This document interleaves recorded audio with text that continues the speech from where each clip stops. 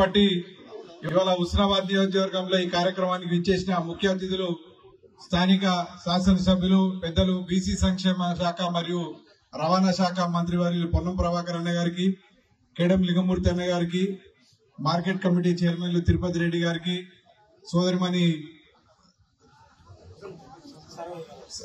సరోజన జయరాజ్ గారికి, అందరికీ శివయ్య గారికి అందరికీ పేరు పేరున శుభాకాంక్షలు తెలుపుతూ మళ్ళీ ఓట్ చోరీ విషయంలో రెండే అంశాలు చెప్తాను. ఎందుకంటే చాలా సేపటి నుంచి అందరం ర్యాలీలు ఉన్నాము, ఎండ కొడుతూ ఉన్నది.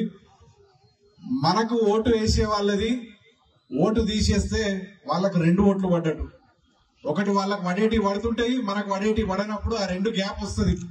ఈ విధంగా వీళ్ళు ఒక 1000 ఓట్లు ఒక నియోజకవర్గం చేసినా కూడా 2000 ఓట్లు వాళ్ళు సంపాదించుకున్న వాళ్ళు అవుతున్నారు.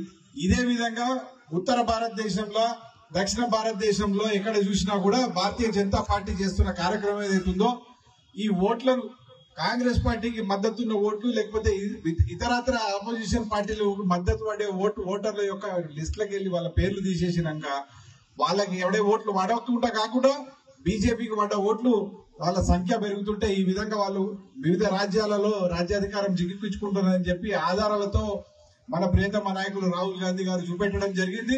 మరి అది లేవనెత్తి చూపెట్టి ప్రజలను మరి వాళ్ళని ఒకసారి అందరినీ ఉత్తేజపరిచి ఏ విధంగానైతే వాళ్ళకు దీని మీద ఒక అవగాహన కల్పించే విధంగా ఈ కార్యక్రమం చేపట్టినందుకు స్థానిక నాయకత్వానికి అందరికీ ధన్యవాదాలు చెప్తూ మీరు కూడా అర్థం చేసుకొని మనకి వేసే ఓటు తీసేస్తున్నారు, వాళ్ళకి వేసే ఓట్లు అట్లనే ఉంచుతున్నారు కాబట్టి ఆ గ్యాప్ పెరుగుతుంది. వాళ్ళు ఆ గ్యాప్ తో గెలిచే ప్రయత్నాలు చేస్తా ఉన్నారని చెప్పి మనం చేస్తా ఉన్నాం.